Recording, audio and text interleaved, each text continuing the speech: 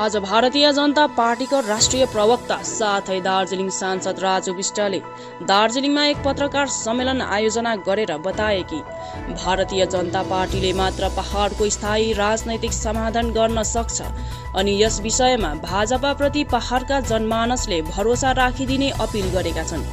गोर्खा जनमुक्ति मोर्चा अध्यक्ष विमल गुरुङ प्रति गुनासो नरहेको बताउँदै राजनैतिक क्रियाकलापमा जे पनि सम्भव हुन सक्ने कारण अहिलेसम्म भारतीय जनता पार्टीलाई सहयोग दिइरहेको अध्यक्ष विमल गुरुङले हिल तृणमूल कांग्रेसलाई समर्थन जनाउन सक्छ भने जनताले पनि तिनीहरूलाई भोट दिन सक्छन् नै भन्ने कुनै ठोस ग्यारेन्टी छैन भनी बताएका छन्। आप सबका मैं स्वागत करता हूं और हमारे सब मीडिया के साथियों के माध्यम से दार्जिलिंग हिल्स, तराई और डूवर्स के समस्त जनता और भारतवासियों को दीपावली और भाई टीका की बहुत सारी शुभकामनाएं और मीडिया के साथियों को भी मैं बधाई भी देता हूं और शुभकामनाएं भी देता हूं, क्योंकि इस कोविड महामारी के समय में जिस तरह से आप लोग ने बढ़ चढ़ के जो है और गांव देहात और शहर में घूम करके सच्चाई को दिखाने की जो प्रयास और जो कोशिश की, मैं ऐसा मानता हूं बहुत हद तक आपके माध्यम से देश, समाज और लोगों के लिए अच्छे काम हुए हैं। इसके लिए आप सब बधाई के पात्र हैं और मैं चाहता हूं इसी तरह आप लोग स्वस्थ बने रहें और इस कोविड संकट से बचे रहें, जिससे लोगों को जो है हकीकत आप हमेशा दिखा सके। राजू जी, देखिए येस्टरडे आपने ऑनरेबल एक्सीलेंसी गवर्नर साहब से मुलाकात किया, किस विषय लेकर आपको बात हुई है? दार्जिलिंग लेकर कोई बात हुई? देखिए, ये मेरी एक औपचारिक उनके साथ भेंट थी और मैं लगातार मेरी कोशिश रहती है कि क्योंकि वो हमारे सबसे पश्चिम बंगाल के प्रथम नागरिक हैं, हेड हैं और इस नाते जो है मैं उनसे मिल करके हमारी जितनी भी दार्जिलिंग और इस क्षेत्र की जो समस्याएं हैं, जो इश्यूज़ हैं, उनके साथ मैंने वो सारी चीज़ें साझा की और महामहिम गवर्नर साहब वैसे अपने आप में बहुत सक्षम हैं, बहुत मतलब उनको नॉलेज है, ज्ञान है और सारी बातें उन्होंने सुनी और हमारे तो जो है डेवलपमेंट के अलावा और भी बहुत सारे इश्यूज़ हैं और बहुत सालों से रहे हैं और उन सब विषयों को लेकर की भी चर्चा हुई। कुल मिलाकर के जो है बहुत एक पॉजिटिव मुलाकात थी। करीब सवा घंटे 1.5 घंटे तक जो है मेरी उनसे इन सब विषयों को लेकर के भेंट हुई। राजू जी, आपने नेशनल स्पोकपर्सन होने के बाद दार्जिलिंग में पहली बार आप पत्रकार सम्मेलन कर रहे हैं।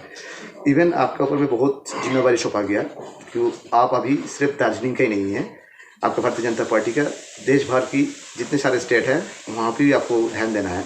लेकिन इतना काम के प्रेशर में भी आप दार्जिलिंग को कितना ध्यान दोगे और दार्जिलिंग का जो उम्मीदें है, दार्जिलिंग के जो जनता की जो तमन्ना है, वो कब तक पूरी हो सकता है? देखिए, मैं प्रेशर लेता नहीं हूँ, मैं प्रेशर देने वाला आदमी हूँ और जो है हम लोग यूथ जवान लोग हैं, जितनी जिम्मेदारी होती है हमारा जोश उतना बढ़ता है। सो वो सब नहीं, मेरी जो पहली और प्राथमिकता जो है मेरी दार्जिलिंग की जनता के प्रति ही रहेगी, क्योंकि मेरी जड़ जो है वो दार्जिलिंग है।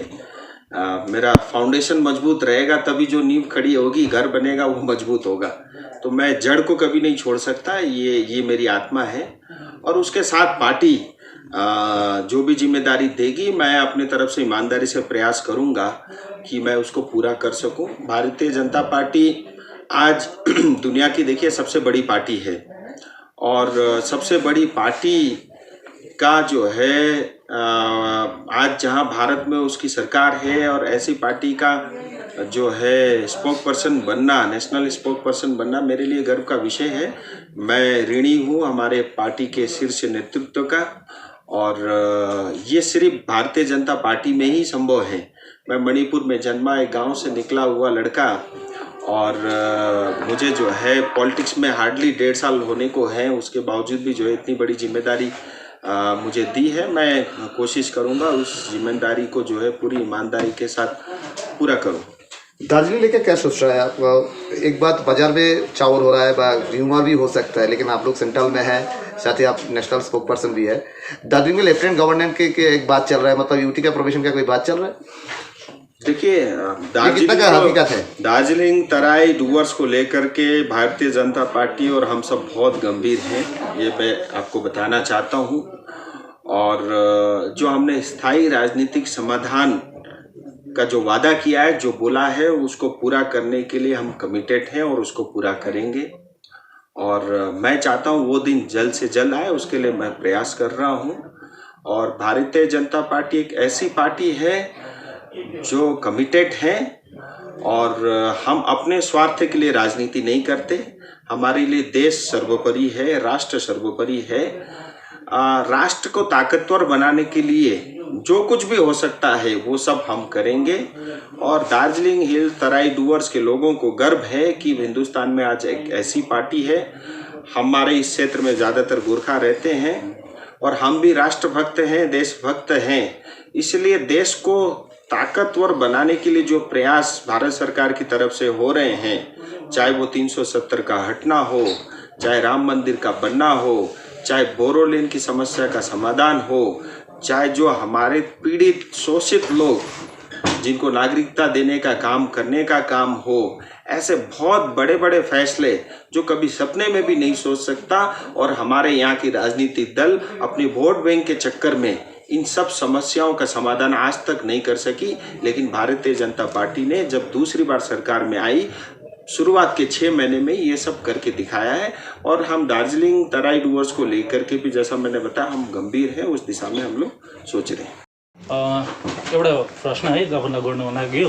अनि तपाईँलाई एउटा आरोप आइरहेको छ कि दार्जिलिङबाट सुरु भयो भाजपा, अनि भनौँ फेरि दार्जिलिङमा अन्त हुन्छ भन्ने खालको आरोप लागिरहेको छ। यसमा कस्तो नजरले हेर्नुहुन्छ तपाईँ? कस्तो आरोप भनेको बुझिन? अनि तपाईँको खेल यहीँबाट सुरु भयो, अन्त पनि यहीँ हुने भन्ने एउटा आरोप लगाइरहेको छ। तपाईँलाई के भन्नुहुन्छ यसमा? हेर्नुहोस्, म यति नै भन्न चाहन्छु, भारतीय जनता पार्टी भनेको विश्वको सबैभन्दा ठुलो राजनीतिक पार्टी हो। अनि आज भारतमा आधीभन्दा धेरै स्टेटमा भारतीय जनता पार्टीको सरकार छ र हिन्दुस्तानमा पनि आज 300 भन्दा धेरै सांसद लिएर भारतीय जनता पार्टीको शासन छ। हामी गर्व महसुस गर्छौँ किनभने हामीहरूका नेतृत्व गर्ने आदरणीय श्री नरेन्द्र मोदीजी हामीहरूका प्रधानमन्त्री हुनुहुन्छ। त्यही भएर आजसम्म पनि हेर्नुहोस्, सबै एलायन्स पार्टीहरूलाई हामीहरूले साथै लिएर हिँड्यौँ, कसैलाई हामीहरूले केही नराम्रो पनि भनेनौँ। तर म सबैलाई यो पनि भन्न चाहन्छु, भ्रममा नबस्नुहोस् कि भारतीय जनता पार्टी मतलब कसैले भनिदिँदा खत्तम हुने पार्टी होइन। मैले अघि पनि भनिसकेँ, विश्वको सबैभन्दा ठुलो राजनीतिक दल हो। उन्नति मतलब भइरहेको छ, अस्तिका दिन पनि भएको थियो, हिजो पनि हुँदैछ, आज पनि भइरहेछ। र आउँदो दिनमा यति पनि म तपाईँलाई स्पष्ट बताउन चाहन्छु, 2021 मा भारतीय जनता पार्टीको सरकार पश्चिम बङ्गालमा पनि बनिँदैछ। 200 भन्दा बढी सिट भारतीय जनता पार्टीको यो 2021 मा सिट पश्चिम बङ्गालमा अवश्य आउँछ। जस्तो तरिकाले भनौँ एउटा पाहाडको नेता भनौँ, एउटा गोर्खा जनमुक्ति मोर्चाको जो अध्यक्ष थियो, जो माने विमल गुरुङ थियो, उहाँले पनि अब एउटा प्रेस कन्फरेन्स गरिसकेर भनिसक्नुभयो अब बिजेपीसँग कुनै हाम्रो सम्बन्ध छैन भनेर एउटा प्रेस कन्फरेन्स गरिसकेको छ। यसमा तपाईँहरू के कस्तो नजरले हेर्नुभएको? हेर्नुहोस्, विमल दाजु अनि जिजिएमका सबै साथीहरूको बिजेपीलाई छोडेर टिएमसीलाई सपोर्ट गर्ने या टिएमसी जोइन गर्ने उहाँहरूको आफ्नै समझ र मजबुरी हुन सक्छ, त्यसमा मलाई भन्ने केही पनि छैन। तर इलेक्सन अझै पनि 6-7 महिना छ। मैले हेरेँ पोलिटिक्समा जे पनि सम्भव हुँदो रहेछ। हिजोसम्म कसैले पनि हामीहरू सोच्दिनँ त्यो विमल दाजुले बिजेपी छोडेर टिएमसीलाई सपोर्ट गर्नुहुन्छ, त्यो पनि सम्भव भयो, जे पनि सम्भव छ। तर म यति भन्न चाहन्छु स्पष्ट रूपले, हेर्नुहोस्, 2019 मा हामीहरूको एलायन्स पार्टीले जुन भोट पायो त्यसमा सबैभन्दा ज्यादा भोट एगेन्स्ट टिएमसी थियो, एगेन्स्ट ममता दिदी थियो। आज जीजेएम को आफ्नो सपोर्ट बेस भए तापनि तर गोर्खाले कहिल्यै पनि टिएमसीलाई सपोर्ट गर्दैन, आउँदो दिनमा पनि गर्दैन। हेर्नुहोस्, यो प्रमाण तपाईँले 21 मा पनि पाउनुहुन्छ। जुन प्रकारको अन्याय र अत्याचार 2017 मा भयो त्यो के बीजेपीले गरेको, टिएमसीले गरेको। आज जति पनि हामीहरूका दाजुभाइहरू विस्थापित भए के बीजेपीले गराएको, टिएमसीले। हामीले आज बीजेपीले आरोप लगाउने चाहिँ कुन आधारमा आरोप लाउँदैछौँ? के बीजेपीले काम गर्दैन? तर गर्दिन त भनेको छैन नि। म मान्छु, म स्वयं पनि भन्छु ढिलो भयो, तर कति समय दिउँ हामीहरूले?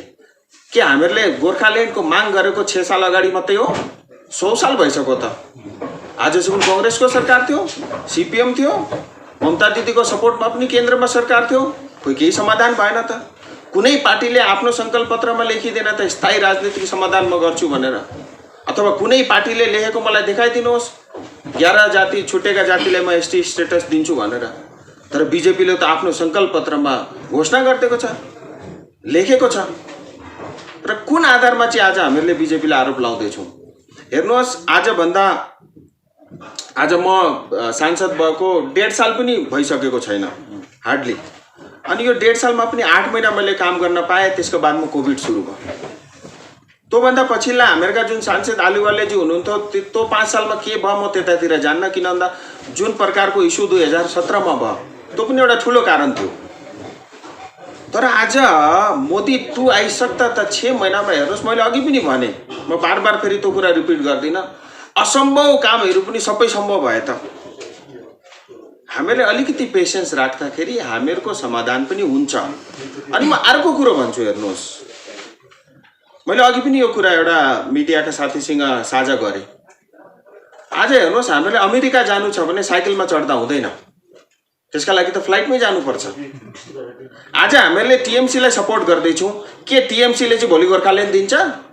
के टिएमसीले चाहिँ भोलि स्थायी राजनीतिक समाधान गराउँछ? बीजेपीले दिन्छ गोर्खाल्यान्ड? म आउँदैछु, म तपाईँ मेरो उत्तर पुरा सुन्नुहोस्, फेरि प्रश्न गर्नुहोस्, मलाई केही पनि आपत्ति छैन। के टिएमसीले चाहिँ गोर्खाल्यान्ड दिन्छ? के टिएमसीले चाहिँ स्थायी राजनीतिक समाधान गर्छ?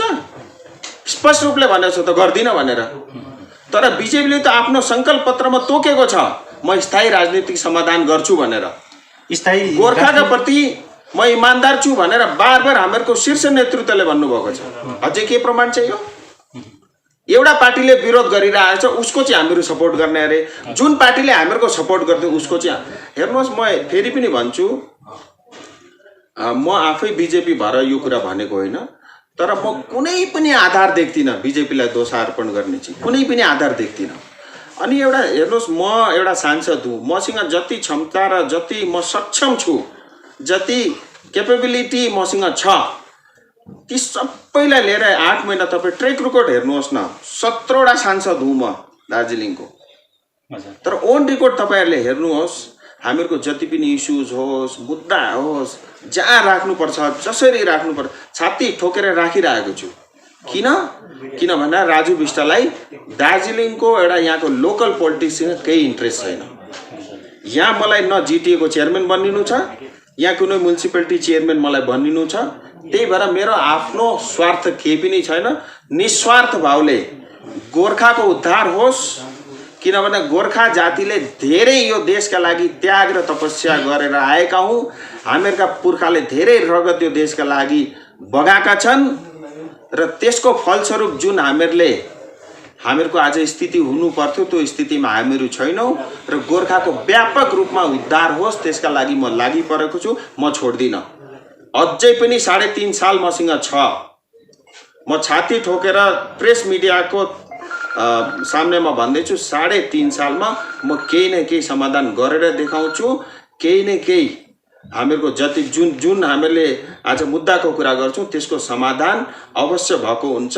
म तपाईहरुलाई यो आज एकदम यो प्रेस मिटमा पनि भन्दैछु। एउटा यथार्थ कुरा है, अब हुने अब यथार्थमा नजानु न, एउटा यथार्थ कुरा हेर्नु। साजु दार्जिलिङ शहरमा ठुलो नेताहरू छ, पाहाडमा अब धेरै ठुलो बोल्छ, तर गर्नु चाहिँ अहिलेसम्म केही गर्नु सकिरहेको छैन होइन।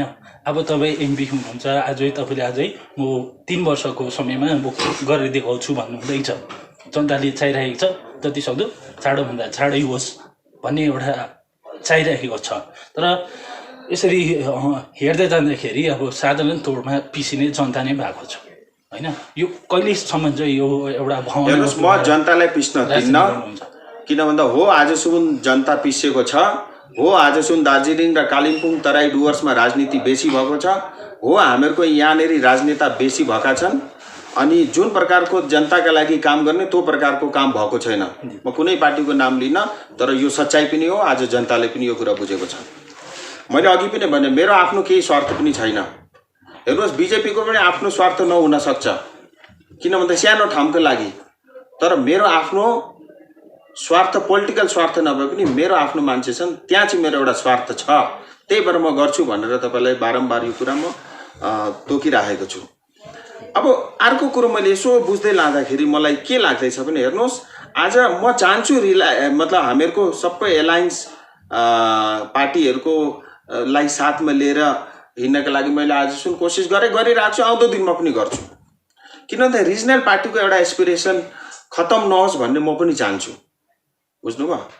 तर साथमा हेर्नुहोस्, यति पनि म भन्न चाहन्छु स्पष्ट रूपले, हामीहरूले खालि डिमान्ड मात्रै राख्न सक्छौँ, फुलफिल हामीहरूले गर्न सक्दिन रहेछौँ। अल्टिमेटली फुलफिल गर्ने कसले हो भन्दा त केन्द्र सरकारले रहेछ, र हामीहरूले केन्द्र सरकारको हात चाहिँ बलियो बनायौँ भने हामीहरूको त खाँचो पनि छैन आज। तर भए पनि आज हामीहरूले मोदीजीलाई जति पनि सपोर्ट गर्दा त्यसले देशलाई पनि ताकतवर बनाएको छ, र हामीहरूले पनि मोदीजीको हात मजबुत गरायौँ भने हामीहरूको पनि समाधान हुन्छ है। त्यसका लागि मैले गिभ एन्ड टेक भनेको होइन, यो कुरा त हामीहरू तोकेको छौँ, त्यो त हुन्छ नै हुन्छ। हामीहरू साथमा यो पनि त चाहन्छौँ कि हामीहरूको देश पनि त बलियो, देश चाहिँ कमजोर होस्, हामीहरू कसरी बलियो हुन सकिन्छ? हेर्नुहोस् त, देश पनि त मजबुत हुनु पर्यो। त्यसका लागि त आज भारतीय जनता पार्टी काम गरिरहेको छ। मलाई प्रमाण दिनुहोस् न कुनै पार्टीले काम गरेको छ भने। आज तपाईँहरू भन्नुहुन्छ, हेर्नुहोस्, चिया बगानका श्रमिकहरूले मिनिमम वेज पाएनन्, कति साल भयो हामीहरूले गएको भाषणमा के अरे त्यो टेबल ठोकी ठोकी भाषण दिने नेता त कति आए कति गए, आज पनि आइरहेछन्, तर आजसम्म कसैले के गर्न सकेन नि त। मैले त चुनावमा भनेको थिएँ, मलाई थाहा पनि थिएन कति भव्य कति ठुलो काम गर्नुपर्छ भनेर। मलाई 1.5 साल लाग्यो। त्यो कमिटीमा बारम्बार मिटिङ एटेन्ड गरेर कोभिडका समयमा पनि हर हप्ता 2 दिन मिटिङ एटेन्ड गरेँ मैले। एटेन्ड गरिकन प्लान्टेसनका लागि अलग्गै च्याप्टर बनाइकन प्लान्टेसन लेबर एक्टमा एमेन्डमेन्ट गरिकन 1951 लेबर एक्ट पिएलए एक्ट खत्म गरिकन आज त्यो कानुन हामीहरूको लागि पारित भयो त। अहिले त्यसको रुल्सहरू बनिँदैछ, 2-4 महिनामा अब त्यो इम्प्लिमेन्ट हुन्छ। त्यो इम्प्लिमेन्ट हुँदा के हुन्छ, हामीहरूका जति पनि चाय बगानमा काम गर्ने श्रमिक हामीहरूका आमा बुबा जनता हुनुहुन्छ, उहाँहरूले मिनिमम वेज पाउनुहुन्छ। राजुजी, उहाँहरूले सोसल सेक्युरिटी को अन्तर्गत उहाँहरूले पेन्सन पाउनुहुन्छ। अर्को चिया बगानमा ठाउँ जग्गा जग्गामा हेर्नुहोस्, आज के छ भने इएसआई अस्पतालहरू छैन। अब यो कानुन पारित भयो, त्यसका बादमा इएसआईका अस्पतालहरू खोलिन्छ। यी सबै सुविधाहरू ग्रेच्युटी पाउँछन्, बोनस पाउँछन्। आज के छ भने कुनै पोलिटिकल पार्टीको पछाडि लागेर नमस्ते गर्नुपर्छ, ढोक गर्नुपर्छ है। त्यो त हामीहरूको लागि एउटा कमन हामीहरूले फेसिलिटी पाउनुपर्ने हामीहरूको एउटा अधिकार हो नि। त्यसका लागि किन बारम्बार कसैलाई सघाउनु, कसैलाई हात जोड्नु? आउँदो दिनमा त्यो गर्नै पर्दैन। यी सबै कामहरू हुँदैछ। पर्मानेन्ट पोलिटिकल सोल्युसन भन्यो भने तपाईँहरूको भन्नुहुन्छ नि, मतलब त्यो स्ट्यान्ड के हो? जिटिए मतलब 6 शेड्यूल अदरवाइज एउटा तो केही अप्सन भन्यो भने जनताले खोज्छ नि। दादा एक बात बताओ, 1.5 साल से आप मुझे पूछ रहे हो, ठीक है, पूछ रहे हो ना, ये पहली बार तो नहीं पूछ रहे हो। मैं आपको क्या बता रहा हूँ, हमारी पार्टी कमिटेड है, गंभीर है, उस दिशा में काम चल रहा है। समय आने दीजिए, थोड़ा पेशेंस रखिए, क्योंकि ये जो है जब भी होगा वो आपको पता चल जाए। बीजेपी पार्टी को एउटा रणनीति पहाडमा के कस्तो रहनेछ? हेर्नुहोस्, रणनीति स्पष्ट छ, रणनीतिमा केही फेरबदल पनि छैन। हामीहरूका सबै एलायन्सका साथीहरू हामीहरू सबै साथमा छौँ, मिलेर चुनाव लड्छौँ है। अनि हामीले सोच्छौँ होला बिजेपी कमजोर छ, तर बिजेपी कमजोर छैन। पश्चिम बङ्गालमा धेरै बिजेपीको ताकत बढेर गएको छ, पहाडमा पनि धेरै जनसमर्थनहरू छन्, तर आज त्यो भिजिबिलिटी देखिँदैन। किनभने आजसम्म बिजेपी म स्वयं मैले भन्छु हामीहरू अलिक सानो भएर बस्नुपर्छ, अगाडि अरूलाई अगाडि राख्नुपर्छ। किनभने म आरएसएस ब्याकग्राउन्डको मान्छे, मतलब मेरो कल्चरै त्यही हो। कि जो कुछ भी अच्छा किया वो आपने किया, जो कुछ भी खराब हो गया मेरा है भन्ने हामीहरू स्ट्यान्डको मान्छे हौँ। मैले त्यसरी नै आएको छु। हेर्नुहोस्, कसैलाई केही नराम्रो नभनिकन 1.5 साल मैले सबै एलायन्स पार्टी धेरै मेरो इच्छाहरू थियो गर्ने, तर कस्तो कस्तो परिस्थिति आएर सबै थाहा छ नि। आज गर्न चाहँदा पनि त्यसको त्यो खालको माहौल मैले पाइनँ। मैले धेरै चेष्टाहरू गरेँ, नगरेको होइन। तर एनिवे म अब त्यतातिर जान्दिनँ। साह्रै त्यसमा कुनै रणनीतिमा फेरबदल छैन। हामीहरूको सबै साथीहरू जिएनएलएफ, सीपीआरएम, अरू साथीहरू मजबुतीका साथमा बीजेपीका साथमा हुनुहुन्छ। हामीहरू सक्षम छौँ, चुनाव लड्छौँ, चुनाव जित्छौँ पनि। किनभने हेर्नुहोस्, म चाहन्छु म कहिल्यै पनि विमल दाजुको नराम्रो होस् चाहदिनँ। तो म तपाईँलाई फेरि पनि म विमल दाजुको या जिजिएमको कहिल्यै पनि नराम्रो होस् चाहदिनँ। तर म कहिल्यै पनि मुख्यमन्त्री ममता दिदीलाई देख्न चाहदिनँ। यो फुपूलाई 2021 मा म मुख्यमन्त्री देख्न चाहदिनँ र कुनै गोर्खाले पनि देख्न चाहदैन। र म अर्को कुरा पनि म स्पष्ट भन्छु। हेर्नुहोस्, यो कुरा जनतालाई पनि स्पष्ट थाहा हुनुपर्छ। आज ढाँटको राजनीति गरेर जनतालाई ठगेर जनतालाई दुःख दिएर मात्रै हुँदैन। किनभने 100 सालभन्दा बेसी भइसक्यो हामीहरूले दुःख पाएको। कति पिँढीले दुःख पाए, आउँदो दिनमा पनि कति पिँढीले अझै हामीहरूले दुःख दिनु। आज हामीहरू मासिँदै जाँदैछौँ। किन भन्दा हामीहरूको राजनीतिले गर्न, हामीहरूको जुन प्रकारको राजनीतिको स्टाइल छ, यो स्टाइलले कहिले पनि हामीले केही पनि पाउँ। त्यसमा चेन्ज गर्नुपर्छ। थोट प्रोसेसमा पनि चेन्ज गर्नुपर्छ। गोर्खा एकता खालि भाषणमा भनेर हुँदैन, त्यो गोर्खा एकता फिजिकली देखिनु पनि पर्छ। अर्को ठुलो के गल्ती गर्दैछौँ आज भने, हामीहरूको जति पनि माग छ त्यो माग एउटा संवैधानिक माग हो। त्यो माग संविधानले मात्रै पुरा गर्न सक्छ। हामीहरूको माग संसद भवनमा मात्रै त्यसको समाधान हुन सक्छ र हामीहरूको मागको पुरा गर्ने अधिकार र सक्षम खाली केन्द्र सरकार छ। अरूलाई सघाएको कारण चाहिँ के, मैले अघि पनि भने, यो कुरा जनतालाई पनि म चाहन्छु स्पष्ट थाहा भएको हुनुपर्छ। अरू मान्छेले जे भन्दा पनि अब हेर्नुहोस्, आज जनता पनि एकदम सबैले कुराहरू स्पष्ट रूपमा बुझ्दै जानुभएको छ। अब ढाँट्ने राजनीति गर्दा धेर चल्दैन। अब साँचो राजनीति गर्नुपर्छ। आफ्नो मनमा जे छ स्पष्ट रूपमा जनतालाई भन्नुपर्छ। जनताले बुझ्छ। मैले देखेको छु। हेर्नुहोस्, म त राजु बिष्ट आउँदा मलाई केही पनि थाहा थिएन। 1.5 साल अगाडि आउँदा म ब्ल्याङ्क थिएँ। मलाई सोद्धाखेरि केही पनि थाहा थिएन।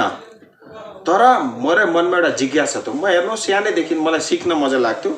आज हेर्नुहोस्, दाजुले कुनै पनि पोलिटिसियन, हामीहरूका दाजु पनि हुनुहुन्छ एकदम दामी पोलिटिसियन, तर कुनै पनि विषय होस् मैले त्यसको अध्ययन गरेँ है, त्यसमा मैले शोध गरेँ, रिसर्च गरेँ। आज कुनै पनि विषय निकाल्नुहोस्, त्यसको जानकारी मलाई छ। त्यसका समाधानका लागि पनि म काम गर्दैछु। यसपालिको भ्रमणमा तपाईँ कहाँ कहाँ जानुहुन्छ दार्जिलिङ पारमा? कहाँ जान्छु नि। कन्स्टिट्युएन्सी ठुलो छ, कालिम्पोङ छ, तपाईँलाई भनेर थोरै नै जान्छु। सिड्युल के छ तपाईँको? तपाईँलाई भनेर जान्न, मैले अघि नै भने त म आफ्नै हिसाबले जान्छु। हेर्नुहोस्, मलाई गाउँ डुल्न मजा लाग्छ। म गाउँबाट हुर्केको मान्छे कि गाउँ डुल्न मलाई मजा लाग्छ। मलाई जहाँ मनपर्छ गाडी म त्यतै घुमाइहाल्छु। जस्तै अब विमल गुरुङले बिजेपी छोडेर टिएमसीपट्टि लागे, पिपिएसमा केही पनि असर पर्दैन। मैले हेर्नुहोस्, बारम्बार यो कुरा भन्दैछु, हामीहरूको बिजेपीको एलायन्स दार्जिलिङ हिल्स, तराई र डुवर्सको जनतासँग हो, कुनै पोलिटिकल पार्टीसँग होइन। बुझ्नुभयो नि? अब कोही छोड्दैछ, कोही आउँदैछ, त्यसले केही फरक पर्दैन। म उभिएको छु नि यहाँनिर 24 त म छँदैछु नि चौकीदार। गुजुमु विमल गुटले भनेको छ बिजेपीले उनीहरूको बेलमा चाहिँ ढिलाइ गरिदिँदा चाहिँ उनीहरू टिएमसीपट्टि गएको भन्ने एउटा छ। एउटा कुरो चाहिँ म हेर्नुहोस् के भन्छु भने, हो मतलब विमल दाजु अथवा जिजिएमले बिजेपीलाई सघाएको 2009 देखि हो। मैले पनि कति प्रयास र चेष्टा गरेँ। विमल दाजुलाई पनि थाहा छ, जिजिएमका सबै साथीभाइहरूलाई पनि थाहा छ। मैले चेष्टा नगरेको होइन। तर यो जहाँसम्म यो लो एन्ड अर्डर एउटा स्टेटको सब्जेक्ट हुनाले गर्दा धेरै प्रयास गर्दा पनि त्यसमा सफलता पाएन। है, अरू विषय भनेका हेर्नुहोस्, त्यसमा कुराकानी चल्दैछ, बातहरू चल्दैछ, त्यसको मतलब धेरै प्रक्रियाहरू छ। ती सबै प्रक्रियामा पनि काम चल्दैछ। मेरो चाहिँ भनाइ के थियो भने, हेर्नुहोस्, अलिकति पेसेन्स राख्दा हामीहरूको समाधान हुन्छ। अब मैले अघि पनि भनिसकेँ, अब आफ्नै उहाँहरूको समझ होला, उहाँहरूको आफ्नो एउटा केही मतलब त्यो पनि हुनसक्छ। अनि अब एक्ज्याक्टली उहाँहरूको मनमा के थियो त्यो त म भन्न सक्दिनँ। किन भन्दा मैले यसो सुन्दा उहाँहरूलाई हेर्नुहोस् विस्थापितको पनि प्रेसर थियो, थियो त मलाई पनि थाहा छ, किन भन्दा धेरैसँग त मेरो पनि डाइरेक्ट कुराकानी हुन्थ्यो। उहाँहरूलाई पार्टी पनि बचाउनु थियो अरे, यी सबै कुराहरू थिए। तर मेरो चाहिँ भनाइ के थियो भने हेर्नुहोस्, यी सबै भनेका हुँदै गर्छन्, तर अल्टिमेटली हामीले देशलाई बचाउनु पर्यो, जातिलाई बचाउनु भन्ने म त्यतातिरको सोच्थेँ। अब जे हुन त भइहाल्यो, तर पनि हेर्नुहोस् मैले हिम्मत हारेको छुइनँ। अझै पनि इलेक्सनमा 6-7 महिना छ। म के भन्छु भने हेर्नुहोस्, मैले हिजो पनि एउटा बागडोग्रा एयरपोर्टमा के भने म अब जिटिएलाई पनि गाली गर्दिनँ। म किन गाली गर्थेँ जिटिएलाई भने 2017मा जुन प्रकारको काण्ड भयो र जुन प्रकारको सपोर्ट टिएमसीलाई गरेँ, म त्यो कुराले मलाई एकदम ठुलो ठेस पहुँचाएको थियो। किन भन्दा त्यसले हामीहरूका जाति र हामीहरूलाई धेरै मतलब नुक्सान पुगाएको थियो। त्यो एउटा मेन रिजन थियो। अब पोलिटिक्समा त मैले हेरेँ, अब यहाँ त जे पनि सम्भव हुँदो रहेछ। अब कुन आधारले मैले गाली गर्दिनँ। म आज के आह्वान गर्छु, सबै एलायन्स पार्टी छँदैछन्, तमाम गोर्खा, तमाम इन्टेलेक्चुअल, डक्टर, इन्जिनियर, पढा लेखा, बुद्धिजीवी सबै एक हुनुपर्छ। हेर्नुहोस्, हामीहरूको जुन माग छ नि, यो एउटा पोलिटिकल पार्टीको काँधमा मात्रै हालेर हुँदैन। एउटा मतलब हेर्नुहोस्, 100 सालभन्दा बेसी भइसक्यो, हामीहरू सब एक हुनुपर्छ। हामीहरू सबै एक भएर हामीहरूको आवाज एक भयो भने हामीहरूको समाधान पनि तुरन्त हुन्छ, लगत्तै हुन्छ। आज के छ भने एउटाले एउटा कुरो गर्छ, अर्कोले अर्को कुरा गर्छ, तेस्रोले तेस्रो प्रकारको कुरा गर्छ। तीनैले समस्या एउटा अर्को प्रकारको समस्या उत्पन्न हुन्छ। माइन्डमा क्लियरिटी राखेर हामीहरू एक भएर काम गर्यौँ भने सब कुछ। हेर्नु, भारतको संविधान त हेर्नुहोस्, यस्तो संविधान हो, त्यहाँ सब कुछ पोसिबल छ। जे पनि समावेश गर्छु भन्दाखेरि त्यति सक्षम भएको कन्स्टिट्युसन इन्डियाको हो, भारत देशको। अनि आत्तिनु पर्ने त म केही पनि देख्दिनँ। किनभने हेर्नुहोस्, हामीलाई समाधान चाहियो भने त्यसका लागि समय पनि लाग्छ है। हामीले एउटा मारुति कार त मागेको होइन, मारुति कार मागेको थियो भने त जसले पनि दिइहाल्थ्यो। हामीले मागेको स्थायी राजनीतिक समाधान ठुलो हो, त्यो हामीलाई थाहा छ के मागेको हामीले। त्यही भएर स्थायी राजनीतिक समाधान ठुलो हो, समय लाग्छ, त्यसका लागि समय दिनुपर्छ। राजुजी, मलाई लाग्छ केही दिन अगाडि माकपा पार्टीले दार्जिलिङमा मार्क्सवादी कङ्ग्रेस पार्टीले दार्जिलिङमा शक्तिशाली स्वायत्त शासन लागू हुनुपर्छ, त्यही नै पिपिएस हो भनेर चाहिँ भनेको थिएँ। यसमा के छैटौँ अनुसूचिमा पिपिएस होइन? हेर्नुहोस्, उहाँले के कमेन्ट गरे त्यसमा मलाई केही रिप्लाई दिनु छैन। जनताले के सोध्यो, म कुन पोलिटिकल पार्टीले के भने त्यसको म टाउको दुखाउँदिनँ। अनि अन्तिम प्रश्न, तपाईँको नजरमा पहाडको सबैभन्दाखेरि फ्याक्टर कसलाई मान्नुहुन्छ? कस्तो फ्याक्टर? माने राजनीति उयसमा जनताभन्दा ठुलो डरलाग्दो फ्याक्टर यहाँ केही पनि छैन। हेर्नुहोस्, यो सबै राजनीतिक दल र राजनीतिक नेतालाई जति चाँडो थाहा हुन्छ नि त्यति राम्रो हो। जनता सबैभन्दा ठुलो फ्याक्टर हो। आजसम्म जनताले हामीहरूले त्यो फ्याक्टर कन्सिडर गरेका छैनौँ र हामीहरूले आफ्नो राजनीति सुविधाको राजनीति गर्दैनौँ। जनताभन्दा डरलाग्दो फ्याक्टर केही पनि छैन। नमस्कार, जय हिन्द, जय गोर्खा।